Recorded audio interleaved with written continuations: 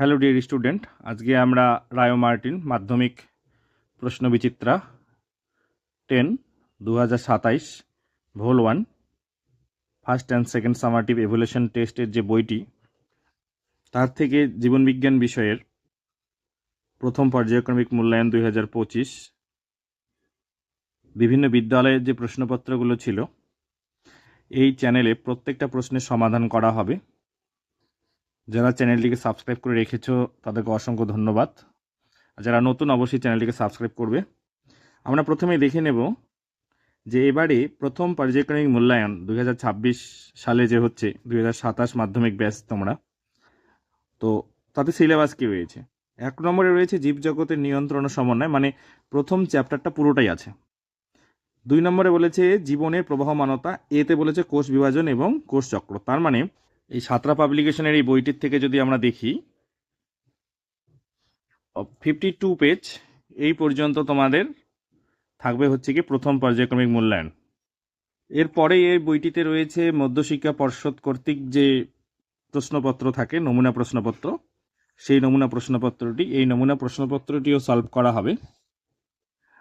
আজকে আমরা সলভ করব 1 নম্বর বর্ধমান বিদ্যার্থী ভবন গার্লস হাই স্কুল, এই যে প্রশ্নপত্রটি ছিল সেটি। আমি এই প্রশ্নপত্রগুলির উত্তর তোমাদের সাঁতরা পাবলিকেশনের যে বইটি রয়েছে ডক্টর দুলাল চন্দ্র সাঁতরার, এই যে চৌধুরী ভট্টাচার্য সাঁতরা, এই বইটির থেকেই আমি তোমাদের পৃষ্ঠ নম্বর সহ উত্তর দেখিয়ে দেব। তো 1 নম্বর প্রশ্ন বলেছে প্রদত্ত কোনটি ট্রফিক চলনের বৈশিষ্ট্য তা নির্বাচন করো। পেজ নম্বর 4 আমরা দেখব এখানে ট্রফিক চলন বা দিক নির্ণীত চলন। উদ্দীপকের উৎসের দিকে বা উদ্দীপকের গতিপথের দিকে উদ্ভিদ অঙ্গের চলনকে আমরা ট্রফিক চলন বলি বা দিক নির্ণীত চলন বলি। অপশন কতে বলেছে উদ্দীপকের গতিপথ দ্বারা নিয়ন্ত্রিত নির্দিষ্ট উদ্ভিদ অঙ্গের আবিষ্ট বক্রচলন। তো আমরা এখনই যেটা দেখলাম সেটাই, তাহলে উত্তর হচ্ছে গিয়ে আমাদের ক হবে এখান থেকে। 2 নম্বর বলেছে অ্যাড্রিনালিন সম্পর্কিত প্রদত্ত কোন বক্তব্যটি সঠিক নয়, মানে অ্যাড্রিনালিনের বক্তব্য রয়েছে 4টে, তার মধ্যে একটি সঠিক নয়, সেটাকে শনাক্ত করতে হবে। পেজ নম্বর 17 এখানে যদি আমরা দেখি, তো নিচের দিকে আসবো এবং এখানে দেখব যে জনন গ্রন্থির থেকে এই যে শুক্রাশয়, তো শুক্রাশয় কি করে, শুক্রাশয়ে সেখানে যে টেস্টোস্টেরন হরমোন ক্ষরণ করে, সেই টেস্টোস্টেরন হরমোন আবার শুক্রাশয়ের মধ্যে শুক্রাণু উৎপন্ন করতে সাহায্য করে। এবারে প্রশ্নের অপশনে যদি আমরা দেখি, খ নম্বরে বলছে বয়সন্ধিকালে শুক্রাণু উৎপাদনে সাহায্য করে।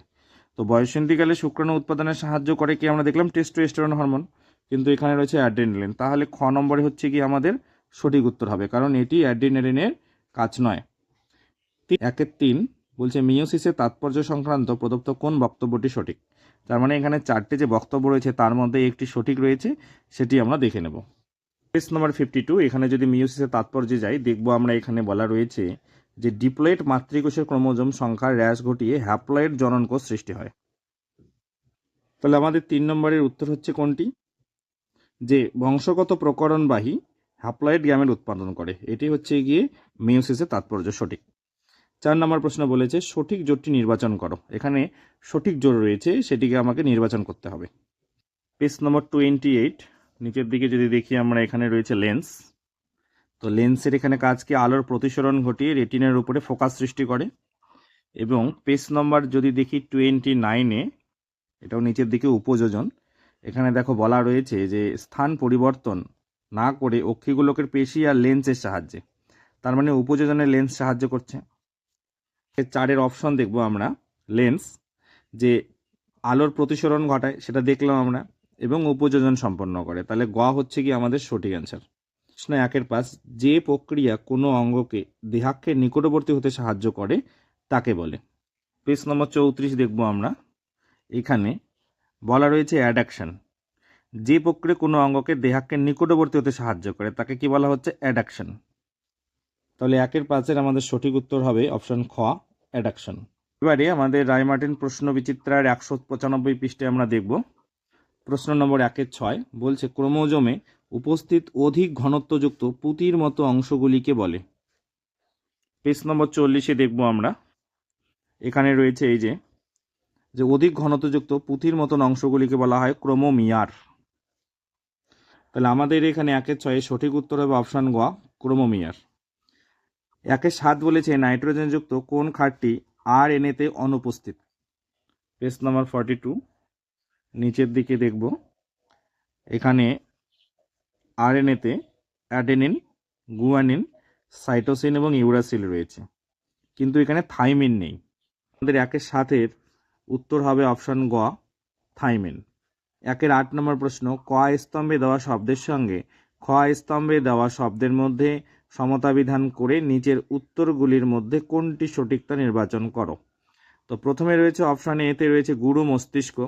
পেজ নম্বর 25 গুরু মস্তিষ্ক এর কাজ যদি আমরা দেখি, এখানে এই যে চিন্তা, স্মৃতি, বুদ্ধি, তাহলে এখানে অপশান এ যেটা আছে গুরু মস্তিষ্ক কি হবে, বুদ্ধি, চিন্তা, স্মৃতি এগুলো নিয়ন্ত্রণ করে।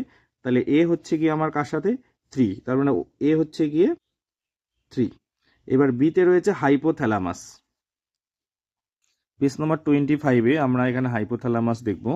এখানে এই যে রয়েছে, এখানে ক্ষুধা, তৃষ্ণা, হাসি, কান্না, উত্তেজনা এগুলোকে নিয়ন্ত্রণ করে। তাহলে আমাদের এখানে হাইপোথ্যালামাস হচ্ছে দেহের তাপমাত্রা নিয়ন্ত্রণ করে, ক্ষুধা, তৃষ্ণা এগুলোকে নিয়ন্ত্রণ করে। তাহলে বি হচ্ছে গিয়ে আমাদের 1, তাহলে বি হচ্ছে গিয়ে 1-এর সাথে হবে। এবং পরে রয়েছে সুষুম্না শীর্ষক, আমরা এটাও দেখে নেব।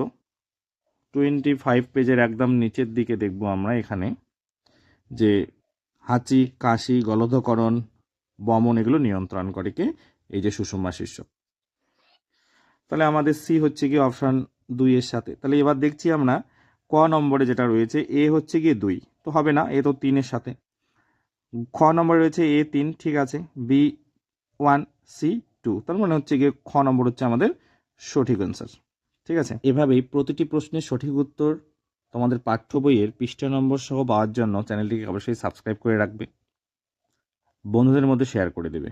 আমরা প্রত্যেকটি সেটের ক থেকে ঘ পর্যন্ত যে দাগ রয়েছে প্রত্যেকটা প্রশ্ন উত্তর আমরা সমাধান করব এভাবেই। তো চলো পরে প্রশ্নগুলো সমাধান করি। 2-1 বলেছে ক্রোমাটিন তন্তুর জিনগতভাবে বেশি সক্রিয় অংশ হলো ড্যাশ। পেজ নম্বর 43 নিচের দিকে, ইউক্রোমাটিন সক্রিয়তা দেখো, এখানে সক্রিয় জিন অবস্থান করে। তাহলে উত্তর কি হবে শূন্যস্থানে ইউক্রোমাটিন, তাহলে উত্তর হবে ইউক্রোমাটিন। 2-2 বলেছে উজ্জ্বল আলোকে চোখ বন্ধ হওয়া একটি ড্যাশ প্রতিবর্ত ক্রিয়া। পেজ নম্বর 26 এখানে আমরা দেখব উজ্জ্বল আলোকে চোখ বন্ধ হওয়া, এটি হচ্ছে গিয়ে কি জন্মগত প্রতিবর্ত। তাহলে আমাদের 2-2 উত্তর হবে জন্মগত প্রতিবর্ত ক্রিয়া, তাহলে শূন্যস্থানে হচ্ছে জন্মগত। 2-3 বলেছে ড্যাশ হরমোনের কম ক্ষরণে ডায়াবেটিস ইনসিপিডাস রোগ হয়। পৃষ্ঠা নম্বর 15 দেখছি আমরা এখানে ডায়াবেটিস ইনসিপিডাস ADH এই হরমোনের কম ক্ষরণে হয়, উত্তর হবে ADH। এরপরে রয়েছে নিচের বাক্যগুলি সত্য অথবা মিথ্যা নিরূপণ করো। 2-4 বলেছে ইনসুলিন হরমোনকে ক্যালোরিজেনিক হরমোন বলা হয়। পেজ নম্বর 15 আমরা দেখব একদম নিচের দিকে, এখানে ক্যালোরিজেনিক হরমোন রয়েছে। ক্যালোরিজেনিকের প্রধান হরমোন হচ্ছে গিয়ে থাইরক্সিন, এছাড়া আরও রয়েছে টেস্টোস্টেরন, অ্যাড্রিনালিন এই সমস্ত হরমোন। এখানে বলেছে ইনসুলিনকে বলা হয়, তার মানে এটি কি হবে মিথ্যা হবে, এটি হবে গিয়ে মিথ্যা। 5 নম্বর কোশ্চেন, বল ও সকেট অস্থিসন্ধির সংশ্লিষ্ট অস্থি দুটির একটি তলে 180 ডিগ্রিতে বিচলন ঘটে। পেজ নম্বর 34 এখানে কবজা সন্ধিতে 180-তে সঞ্চালিত হয়, কিন্তু বল ও সকেটে হয় না। তো এখানে বল ও সকেটে বলেছে 180 ডিগ্রি, তাহলে এটি কি হবে মিথ্যা হবে উত্তর। 2-6 বলেছে জোটবদ্ধ সমসমস্ত ক্রোমোজোম দ্বয়কে ডায়াড বলে। পেজ নম্বর 50 নিচের দিকে দেখব আমরা, এখানে বলা আছে জোটবদ্ধ সমসমস্ত ক্রোমোজোম দ্বয়কে বাইভ্যালেন্ট বা ডায়াড বলে। তাহলে আমাদের 2-6 উত্তর হবে গিয়ে সত্য। এরপরে রয়েছে এ স্তম্ভে দেওয়া শব্দের সঙ্গে বি স্তম্ভে দেওয়া সর্বাপেক্ষা উপযুক্ত শব্দটির সমতা বিধান করে উভয় স্তম্ভের ক্রমিক নং উল্লেখ সহ সঠিক উত্তরটি পুনরায় লেখো। তো 2-7 বলেছে মিওসিস কোষ বিভাজন। পেজ নম্বর 52-তে দেখব আমরা, এখানে মিওসিস কোষ বিভাজনের প্রজাতির ক্রোমোজোম সংখ্যা ধ্রুবক রাখা, এটাই হচ্ছে প্রধান কাজ। তো 2-7-এ আমরা যদি দেখি মিওসিস কোষ বিভাজন প্রজাতির ক্রোমোজোম সংখ্যা ধ্রুবক রাখে, তাহলে 2-7 হচ্ছে কি আমাদের গ, তাহলে 2-7 হচ্ছে এই দিকে লিখে দিচ্ছি 2-7, গ নম্বর। এরপরে 2-8 বলেছে ইন্টারফেজ। তো 46 পৃষ্ঠায় দেখবো আমরা এখানে ইন্টারফেস, এটি এই যে ইন্টারফেজ এই দীর্ঘস্থায়ী দশা, মানে এটিকে একটি দীর্ঘস্থায়ী দশা ইন্টারফেস। তাহলে আমাদের ইন্টারফেস হচ্ছে গিয়ে কি দীর্ঘস্থায়ী দশা, তাহলে ক হবে, এটি হবে গিয়ে 2-8 নম্বর। পরে রয়েছে 2-9 দুটি নিউরনের সংযোগ স্থল, মানে কি, মানে হলো সাইনাপস। তো এখানে দেখো দুটি নিউরনের যে সংযোগস্থলে একটি নিউরনের শেষ অপর নিউরনের শুরু তাকে সাইনাপস বলে। তাহলে উত্তর হবে গিয়ে কি আমাদের সাইনাপস ওখানে। তাহলে সাইনাপস মানে হচ্ছে কি দুটো নিউরনের সংযোগস্থল, তাহলে খ নম্বর হবে, এটি হবে গিয়ে 2-9 উত্তর। এরপরে রয়েছে একটি শব্দে বা একটি বাক্যে উত্তর দাও। 2-10 এক ব্যক্তি উত্তল লেন্সযুক্ত চশমা ব্যবহার করেন, তার চোখে কি ধরনের ত্রুটি হয়েছে? পেজ নাম্বার 31, ত্রুটি সংশোধন, উত্তল লেন্স যুক্ত চশমা ব্যবহার করলে এই রোগ সেরে যায়। তার মানে উত্তল লেন্স যুক্ত চশমা ব্যবহার করছেন এই ব্যক্তি। তো কোন ত্রুটির ক্ষেত্রে? আমরা যদি 30 পেজে দেখি, মানে এর আগের পেজে যদি দেখি আমরা এখানে দেখব হাইপারমেট্রোপিয়া বা হাইপেরোপিয়া রোগ হলে হয়। আমাদের এখানে সেই ব্যক্তির কি হয়েছে, সেই ব্যক্তির যে চোখের ত্রুটি সেটি হলো হাইপারমেট্রোপিয়া বা হাইপেরোপিয়া। এরপরে 2-11 বলেছে নিচে সম্পর্কযুক্ত একটি শব্দ জোর দেওয়া আছে, প্রথম জোরটি সম্পর্ক বুঝে দ্বিতীয় জোরটি শূন্যস্থানে উপযুক্ত শব্দ বসাও। তো প্রথমে রয়েছে অডিটরি। তো অডিটরি কি অন্তর্বাহী স্নায়ু, তাহলে এবার বলছে ভেগাস কোন ধরনের স্নায়ু? পেজ নাম্বার 23 আমরা এখানে দেখবো যে ভেগাস নার্ভ, এটা হচ্ছে মিশ্র স্নায়ু। আমাদের এখানে উত্তর হবে মিশ্র স্নায়ু। বিভাগ গ বলেছে নিচের 6টি প্রশ্নের মধ্যে 4টি প্রশ্নের উত্তর 2-3টি বাক্যে লেখো। তো এখানে 6টি রয়েছে, তার মধ্যে 4টে লিখতে হবে, 2 মার্কসের কোশ্চেন। আমি তোমাদের পাঠ্যপুস্তকের পৃষ্ঠা নম্বর সব উত্তরগুলো দেখিয়ে দিচ্ছি, তোমরা দেখে নাও। 3-1 বলেছে প্রদত্ত বিষয়ের উপর ভিত্তি করে ট্রফিক চলন ও ট্যাকটিক চলনের পার্থক্য লেখো। একটা হচ্ছে উদ্দীপকের প্রভাব আর একটা হচ্ছে হরমোনের ভূমিকা।